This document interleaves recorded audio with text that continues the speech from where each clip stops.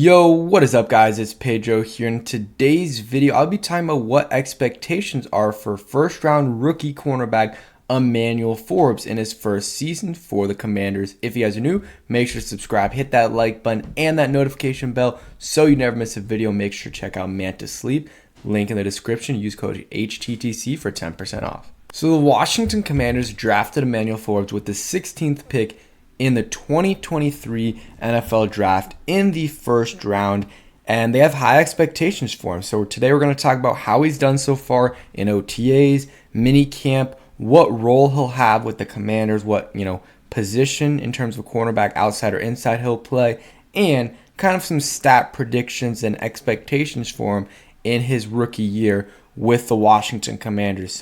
So far during minicamp and OTAs, he has really stood out. There's been reports he, already looks like the cornerback one in Washington. He's held his own against Terry and Jahan throughout. They said training camp, but it's OTAs and minicamp. And I think Terry, I don't know if he's locked him up, but Terry's definitely beat him a few times. But I've also seen him break up some passes against him, or clips of that. And Jahan, I've heard great things about how, Forbes has done against him. And then Jahan said in a recent interview that the hype is real about Forbes, and Ron Rivera noted that Forbes is a ball hawk and has a knack for causing turnovers. The Commanders' rookie cornerback has left his teammates and coaches impressed, and it's not even just about the turnovers, because he's had a couple interceptions in OTAs minicamp and rookie minicamp, but he's also had many pass breakups, which is not as good as a turnover, but it's very, very good to have a bunch of these pass breakups causing incompletions. And that's what we want him for, to be around the ball, touch the ball as much as he possibly can, whether it's an interception or a pass breakup. They are both very good, and so far he's done that. He's been playing in the slot and on the outside for the Commanders in OTAs and minicamp, but it is expected that he will play on the outside, and then either Benjamin St-Juste or Quan Martin will be in the slot, and Kendall Fuller will be on the outside, or will be the next man up on the outside if they decide that Quan Martin's ready right away and they put him in the slot and Benjamin St-Juste is a starter. That'll be very interesting to see what they do there. But we know Emmanuel Forbes is starting. If he's not, it's very, very disappointing. And by the way he's been playing so far, and just because he is a first round pick, there's no reason he should not be starting for the Commanders. Just no reason at all. Real quick, let's go over some stats from Forbes if you don't know about him. He played 3 years at Mississippi State, same college as Montez Sweat. They didn't overlap at all, but just a quick fact there. He also played with Cameron Dantzler, but he got waived by the Commanders. So in his freshman year, played in 10 games and had 5 interceptions, so averaged half an interception a game, had 3 touchdowns that year. And then in 2021, played in 13 games, had about 3 interceptions, had a sack, and no touchdowns and 4 kind of pass breakups, but did have a forced fumble. And then he had like 45 total tackles, 60 total tackles. And then in his senior year, his third year, I guess, he played in 12 games, had 46 total tackles, 1 tackle for a loss, 6 interceptions, returned for a total of 174 yards. So about, I guess it says it right there, 29. And then 3 touchdowns and had 5 pass breakups. So he was an absolute animal there, and he played in the SEC. So, that's the closest thing you're going to get to the NFL. So, the competition was very, very good. Even though not many first-round receivers this past year, he did go up against some guys like George Pickens, Devontae Smith, and Jalen Waddle in the years prior. So he did go up against good competition.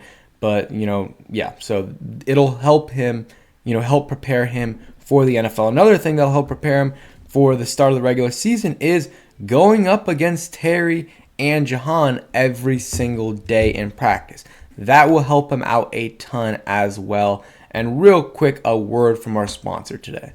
And a huge shout out to Manta Sleep for sponsoring this video. Manta Sleep makes the best sleep masks in the world. They sent me one, about 2 months ago, and I've been using it every single day, and it's been really helping me out, especially when I'm on vacation. It just makes it way easier to fall asleep and keeps me sleeping for as long as possible. They have a bunch of different sleep masks you guys can check out that change temperature, that change the sound as well. Got mine right here. Been using it for a while. Make sure you guys go ahead and check it out. Link in the description. Use code HDTC for 10% off. Okay, and back to Forbes. So I think that, again, going up against Jahan and Terry every single day in practice is going to really help him out in terms of preparing him for the NFL against these other receivers. He's going to be going up against some really good receivers at the next level, even in this division, like CeeDee Lamb, like Devontae Smith, like AJ Brown. I don't know how he's going to be able to cover AJ Brown. I know, he was able to do well against a lot of these bigger receivers in the NFL, or in the SEC, but AJ Brown is just a different animal and is absolutely huge. And I don't know, Emmanuel Forbes against him on a slant, I don't know if he'll be able to tackle him. We will see, though. And I know I wasn't the biggest Forbes fan in terms of us drafting him at 16. I wanted, Christian Gonzalez, but at the end of the day, we did not go through with that. We did not go ahead and draft Christian Gonzalez, so I'm rooting for Emmanuel Forbes.